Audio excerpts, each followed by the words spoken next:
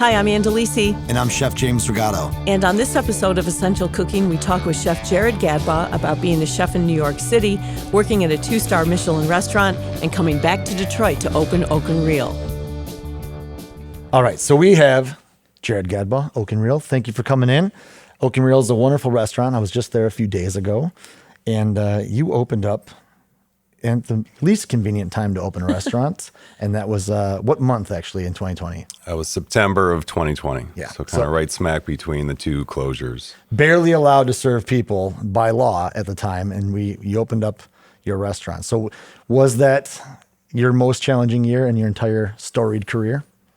It was, with any restaurant opening, there's always challenges. So it doesn't, it all just feels like one big challenge versus, kind of navigating. I think 2021 was probably the biggest challenge in realizing, you got to keep the lights on, you got to figure out a way to kind of carve your path through this storm that we had all, experienced. And, when we opened back up in February was when, you had to figure out what 25% looks like. And thankfully we had a big restaurant and we were able to kind of carve a path through it. And, I didn't have a lot of staff, so I didn't have to do the layoffs, and it didn't, it wasn't heartbreaking in that way. I could just kind of grow naturally and, and carve a path forward. Because you come out of New York City, when did you go to New York City? Because you're originally from Michigan.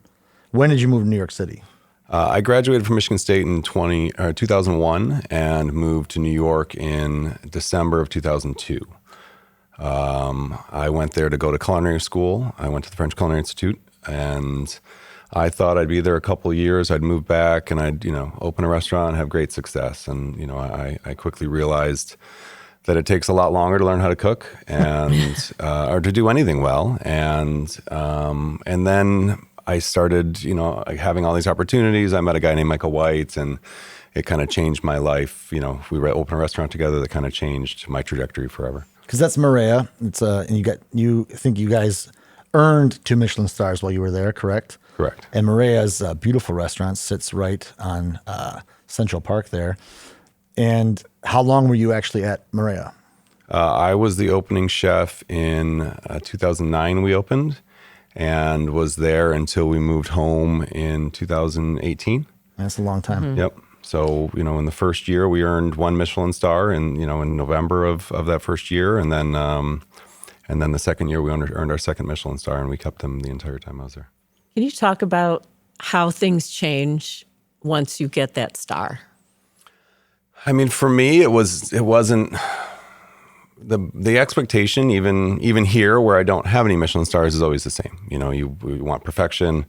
You want to make the best food you can make every plate, every time, no matter the day or the period. So, before Maria, I worked at a place called 11 Madison Park for a chef named Daniel Hum. And he had just moved here from California, and it was kind of, Michelin stars at the time were kind of new, they just came to North America in 2005. So, in New York, we had Zagat, and that was kind of like the rating system for the city. And, Michelin kind of started taking over, and you started to, create a buzz. And, so working for Daniel, you kind of learned, what the standard was and how to elevate your standard so that, everything you do is just that much more elevated. And even when you slip, you're still higher than most. Mm-hmm. So, I think kind of just training and conditioning, yourself to expect that of yourself and your team was something I learned, kind of before Michelin. And it just, I surrounded myself with other people that felt the same way. And, it's a team sport. Working in a kitchen it's not just me. And it's just, everybody there was kind of working towards that same goal and holding themselves to those same standards. And it kind of steamrolls, you get more students that want to be a part of it. You get, and everybody is bought into this system, and it's really hard, to be a slacker when everybody else is, pushing to keep this on their resume, because it's good for everybody. It's good for the restaurant. It's good for the people that work there. It allows people to kind of, set their bar higher and take those leaps from, being a cook to being a sous chef, being a sous chef to being a chef de cuisine, being a chef de cuisine to being a chef owner, so. How long were you at 11 Madison Park? A year and a half. Was that when they had stars already? No, that was the first year that Daniel came from Campton Place. Because that was when EMP was like that, like tavern, right? It was, Yep. Yeah, that was a Danny Meyer restaurant. That was kind of like I don't know, it was a casual-ish concept. Very much so. And that's a great story. There's a lot of coverage on this, but being a part of that transition was probably pretty formative. Yeah, I honestly didn't know anything about Daniel. I think I responded to a Craigslist ad, and I walked in, and I was like blown away by what the food was and the attention to detail. And Daniel was there every day expoing, and it was like this beautifully, difficult place to work. I mean, I think when I was there, I was there a year and a half, and I think we went through well over 100 line cooks. Oh my God. 100? 13 different sous chefs. I mean, this is 5 pastry chefs. how many people, like how many cooks in that kitchen at any given moment? It was tough to keep them around, but no more than I have at Oak and Reel now. It was probably, 7, hourly line cooks on the line, 4 or 5 sous chefs, 3 or 4 pastry, Yes, a bunch of, 100 is a lot of, that's a lot. I of mean, turnover. every day it was, you Someone's you not had a showing up. game plan where you were being really nice to the stages because you wanted them to work so you Please could get a stay. day off. And yeah, it was one of those places that was, but it's amazing to see all of the people that went through there, and they're all at the top of, at the top of the chef's list of, of all the cities that they're in. So, And then was Maria a different culture then? Did you not have that problem? yeah, I mean, if you speak with anybody, I hope that works for me. I am more of a lead by example. Do the dirty work so that people can see how it should be done, and bring people up versus more of the old school. I mean, and culture in general has changed. Kitchen culture. I mean, there's the exposure, all of the the Me Too's, all these things have changed workplace culture, in general. So, it was kind of right at that pivotal point where, you had to kind of clean up your act if you were one of those, habitual offenders in some of these, with some of these bad habits. But Maria was definitely more of a communal, we're doing this together. Cooks could put forth dishes for, menu, to put on the menu. I mean, it was very collaborative and pretty awesome. And it was like, I mean, the amount of the volume that we did, it was like we'd serve 500 to 600 guests a day, every single day, 365 days a year. And that's courses too. That's That's courses, tasting menus. plates of And guests, it's great, and it's, we'd have, chefs from the Ducasse group come and stage, and, they'd be like, I don't believe that you guys, at 2 Michelin stars do this kind of volume. And they come and they'd be like, holy smokes. Like, this is, it was a beast of a restaurant that That's made people grow quickly. That's so beneficial though. I feel like volume is something that so many higher end places and fine dining chefs struggle with. And it's like, once you get into actually owning your own place, you have to have a healthy relationship with volume, because art and, the perfection, right, which doesn't exist, but it's hard to even approach that with volume. But if you don't have volume, investors aren't happy. You don't stay in business. We'll be right back, right after this.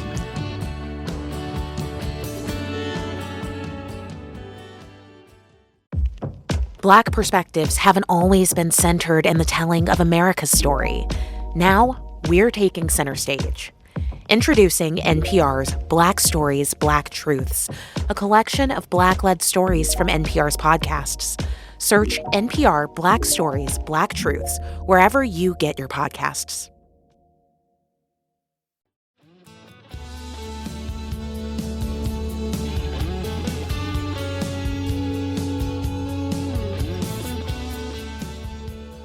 So, I mean, New York, it's 2 Michelin star Manhattan restaurant couldn't be more, different than coming back to Detroit. I mean, the Midwest is different. Detroit, Rust Belt. I mean, this is if you weren't from here, I can't imagine you would have moved to Detroit just to try your hand at opening a restaurant in our food scene. But obviously when you're from here, you probably came back, you have small children, you're going to raise your family, you're going to put down some roots. What do you think is the biggest difference in feeding the Midwest versus Manhattan. I mean, you're feeding a pretty international audience there. And we have some international audience, but most of your customers, I'm assuming, are locals that live in and around Detroit.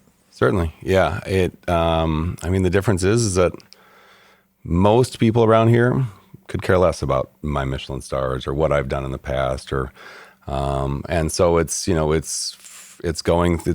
of retraining and re-going through the process of earning people's respect and trust. And, and in the Midwest, I serve mostly Italian seafood, and we didn't grow up, I grew up eating orange roughy and, and salmon. And, so we didn't grow up eating octopus and oysters and caviar and sea urchin and all these things that, are so integral to what I have done in the past. So, for me, it was just kind of relearning how to approach, a more wary, a less traveled clientele, so that I can, slowly integrate, our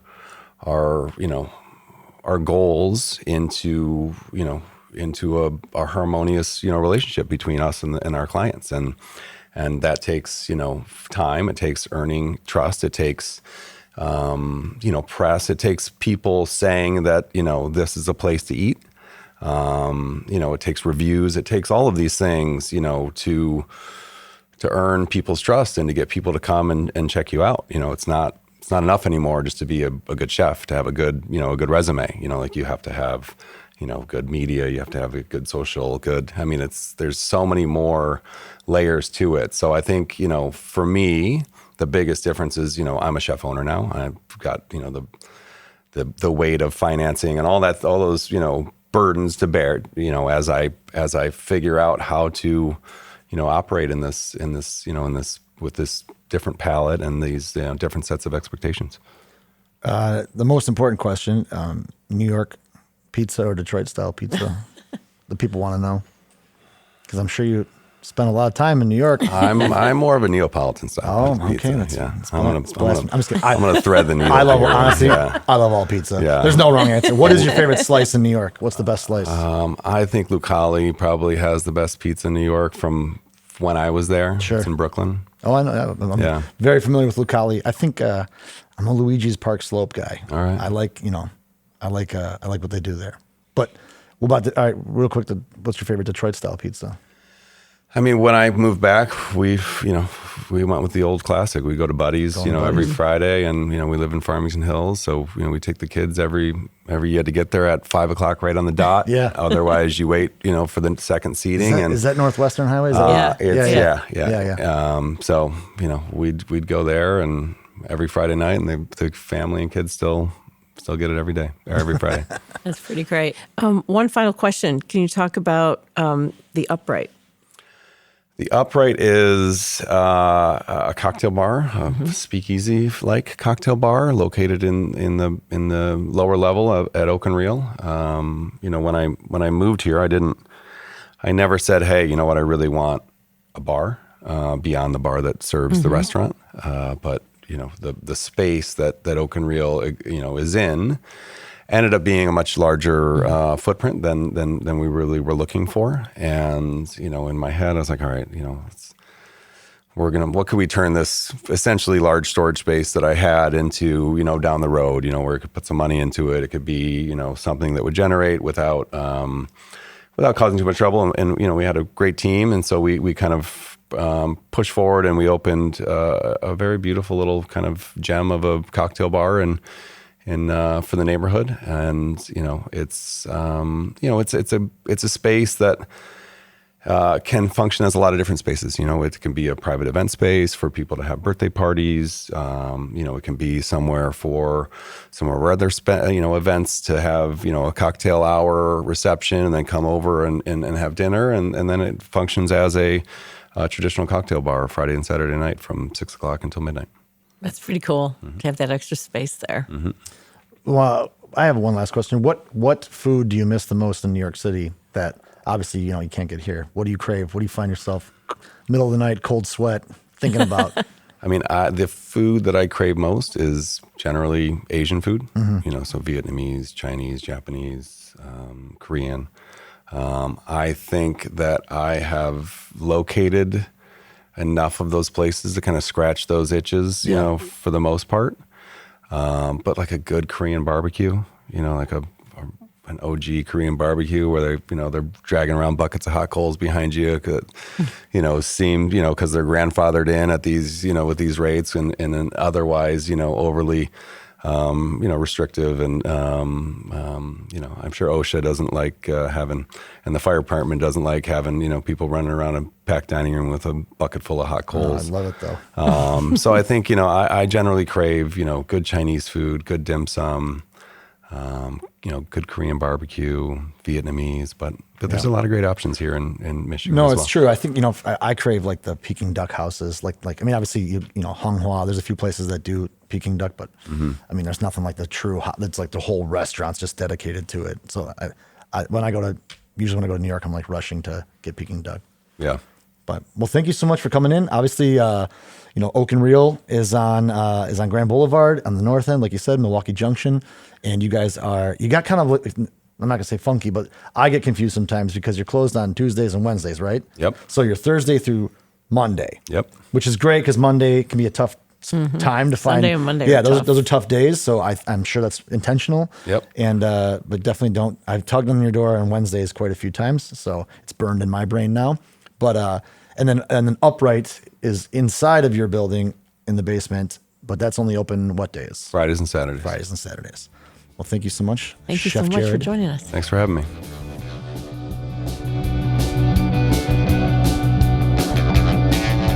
Thanks so much for listening to Essential Cooking. If you've been enjoying our show, please drop us a review and share it with a friend.